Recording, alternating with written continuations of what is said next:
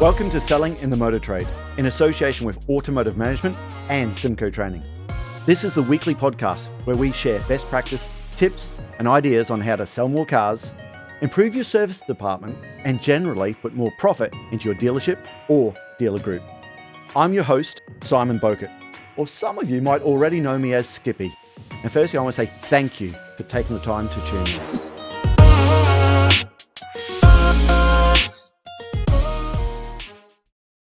Hi, and welcome to another episode of Selling in the Motor Trade.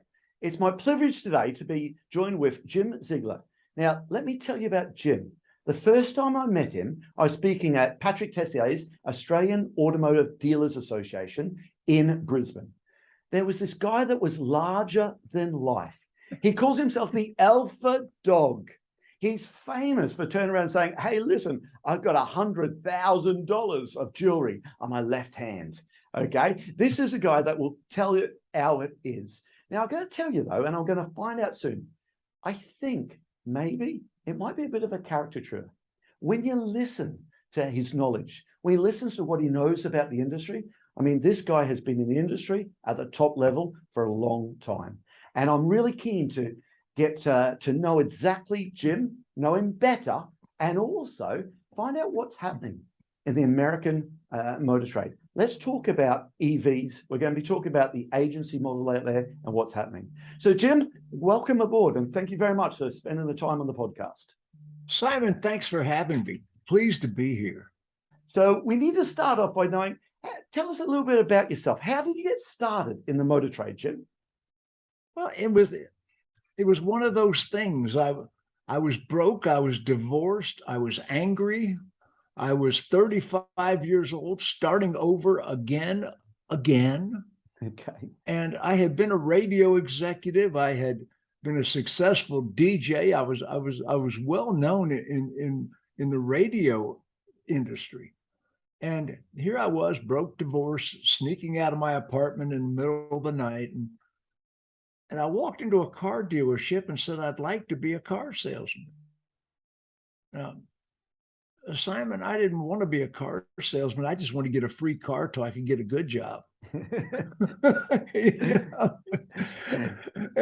And 48 years later, I'm still doing it. And I became a manager. I set world records in some aspects of the industry in the sales, and especially in F&I and finance and insurance. And I became a national figure. I got a major contract with Ford after I left the retail side of it, and I've consulted thousands of dealerships. I write columns in the magazines. I can't tell you enough how this career took off, and my wife and I became industry celebrities. And somewhere along the line, I created the Alpha Dog.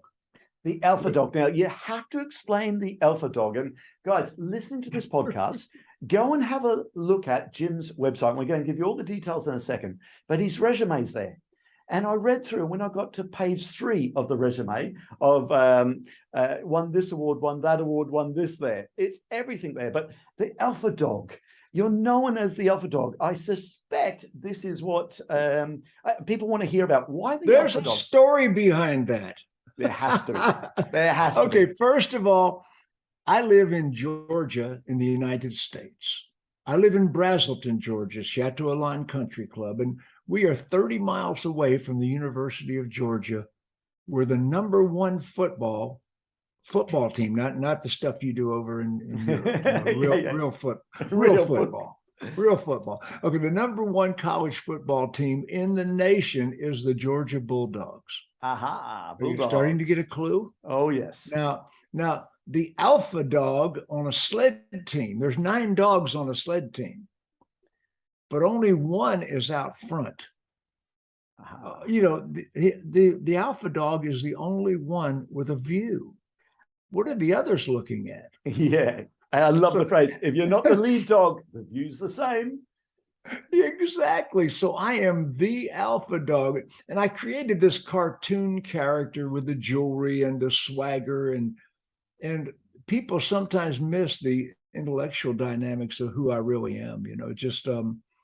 Yeah. I write columns in the magazines. I've spoken at 98 state dealer conventions as the opening keynote speaker. You met me as the opening speaker in Brisbane, and I was doing several breakouts and the opening speech. And people listen to what I say because I'm a future forecaster. I've been very accurate into the 90s of percentages, and what I have predicted has transpired and come true. You've spoke at 17, I believe, NADA conferences. 17 NADA conferences, National Automobile Dealers. I was a keynote speaker for one time, the French automobile dealer. Don't ever do that again. Don't ever do that again. Humor does not translate. Not when they have to translate it. So especially when there's a little old lady standing next to me translating it, and I'm cracking myself up laughing, and the French people were out there going, they don't get it. So, Jim, do you remember the first car that you sold?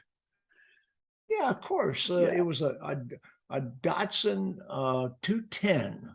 210. 210. A Datsun 210. You would bring that up. I had forgotten that. That was. Well, it really separates the motor traders. I always love to ask that question because people remember it was the Datsun, it was the 210, it was this story and that, and people remember it. Now, listen, I want to ask you about when you were selling on the floor, because this podcast is all about sharing tips and ideas and best practice. What was one of your greatest days in the business while you're still selling cars? When I was still selling cars, well, first of all, you got to remember, I am a competitor. I did not set world records in sales, but I was the best salesman anywhere I was. I never was beaten on the board, so to speak, And the best day I ever had was 6 units. And of course, though that is not even today. I know salespeople like Frank Crinitti, who sells 150 cars a month every month. Yeah, single-handedly. If I sold 20 or 30, I did it all. But we didn't have the technology and the assistance and the marketing tools we have today. I would probably be one of those 150 car salespeople today. Isn't it so true? Frank, it really is his own business within a business. Okay, it's his own website. He markets himself. He is absolutely. People are coming to see him, not the dealer he works for, I would say. Is that a hard say? I think that's fair to say. People are more loyal to a person than a brand. Yeah. Yeah, so true. So true. So listen, this is a shameless plug for our first 90-day sales program. We have a first 90-day program and our sales fitness program. And we like to say that lots changed in the motor trade. I mean, so much has changed. But is there anything that you learned in the first 3 months selling cars that is as relevant today as it was when you started in the business? Oh my gosh. The most powerful people on earth are those people that influence the most other people. That was relevant then. When I got in the car business, I had been a radio advertising sales executive, and I knew how to prospect. I knew how to reach out in the community and generate my own business. I didn't wait for the business to come to me. We didn't have the social media tools we have today. I could 10-fold, 100-fold reproduce the results. Today I have 150,000 people who are friends and followers on social media. But in the day when we first started selling cars, what was relevant then in 1976 was the fact that I never, ever let people go once I had them in my inner circle, ever. How do you mean let them go? You stayed in touch with them till they buy or die? Or stayed in touch and made friends. The lifetime value of a customer. And so many salespeople, they're not full-time in the business. They've got a side hustle. They don't believe they are in a career.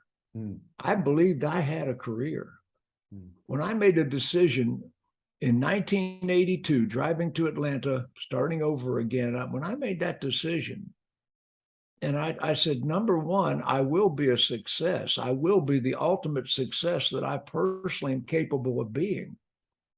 That night, I made a commitment to be in the car business. I made a commitment that I'm not just going to do this until something else better comes along. This is my career, and I will study my career. And here it comes, Simon.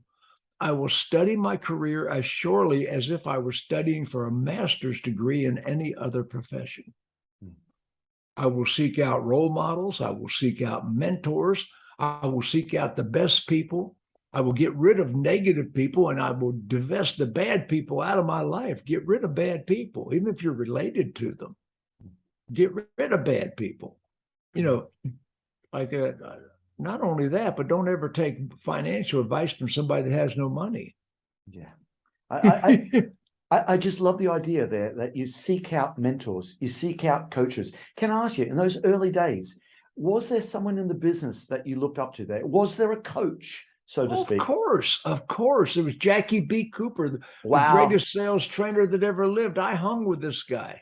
You hung with him. Now, I had a set of videotapes. Now, if you're under 20, videotapes is how we used to transport video clips in the olden days. You remember the old VHS? I sold a ton of VHS. You got to remember, I'm a celebrity in the car business in the States, you know, and I sold a ton of VHS tapes. So Jackie B. Cooper, he was, you met him, you knew the guy personally. He was my mentor. And we didn't dine together often. Mm-hmm. We didn't sleep at each other's homes, you know. He was a business friend. Yeah. Okay. But I communicated with him quite often. I knew Jackie B. Cooper quite well. And when I saw that this guy was training large audiences of people and he was making a lot of money, I said, I got to do that. And well, I'm always interested. Sorry, I'm cutting you off there, but I'm always interested. Someone like yourself, someone like Dave Anderson, someone like myself.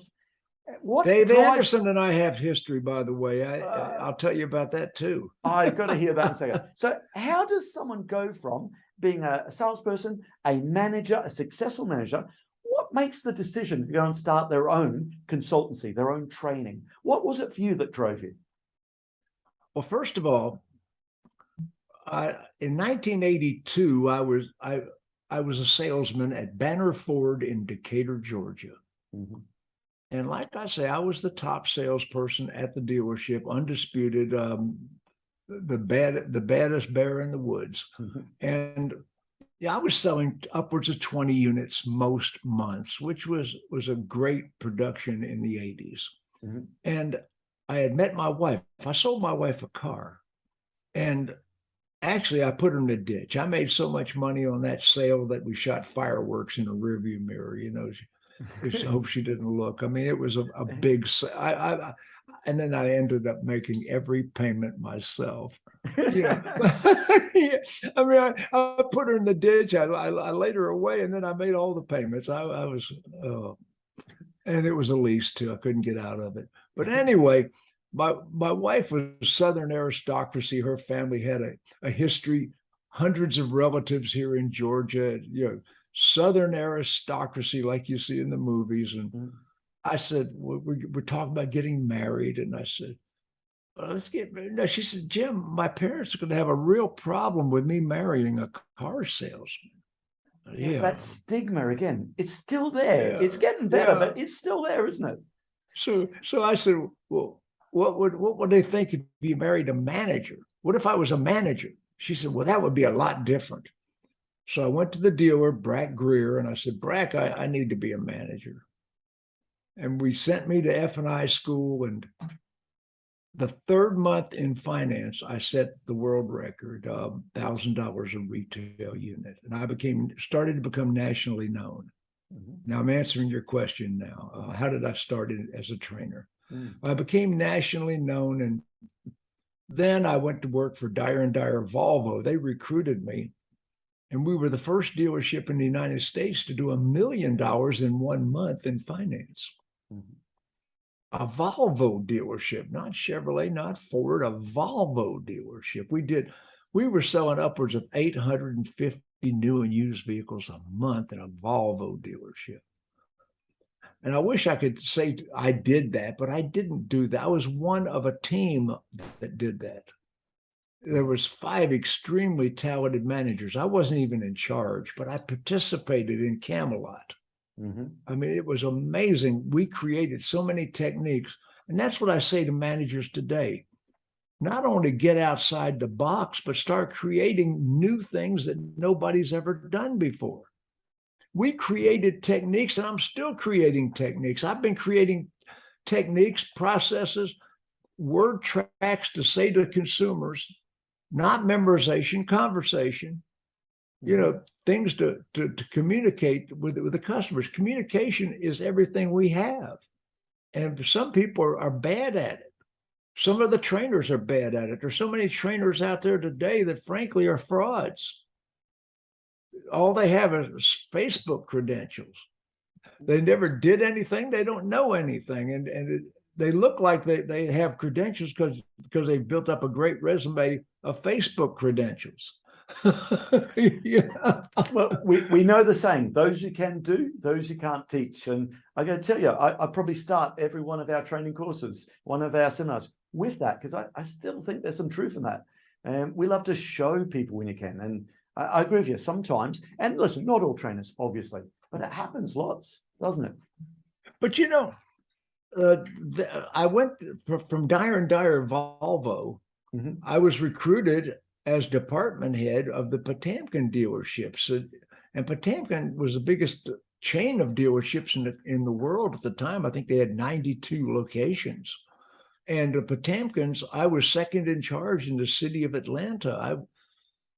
I had 5 dealerships. Our Cadillac dealership, 500 units a month in a Cadillac dealership in that day. There's not a Cadillac dealership in the universe selling 500 units today, but we were. And at the end of 1 year with the Potemkin organization, we had a pay dispute. And I came home to my wife and I said, you know what? I'm going to get out of the business. I'm going to start a consulting company. And Simon, my wife, said, well, who else is doing this? I said, nobody. I'm creating an industry. And I did. Okay. And that was the steps into the training consultancy world. I had stacks of legal pads, stacks of notes that I had made. I'd been planning this for years. Jackie Cooper had inspired me. I was going to do this sooner or later, but I had to have the credentials first. I didn't have the credentials until I was with Dyer & Dyer. I was with Potemkin. I was a director of multiple stores. Now I had the credential to be a management consultant. I didn't want to be a sales trainer. I wanted to be a management trainer because I had management credentials, extremely successful management credentials, undisputable. And I went to Detroit and I met with Ford Motor Company. And I came back with $1 million contract. The first year in business, we went from 0 to 40 employees overnight.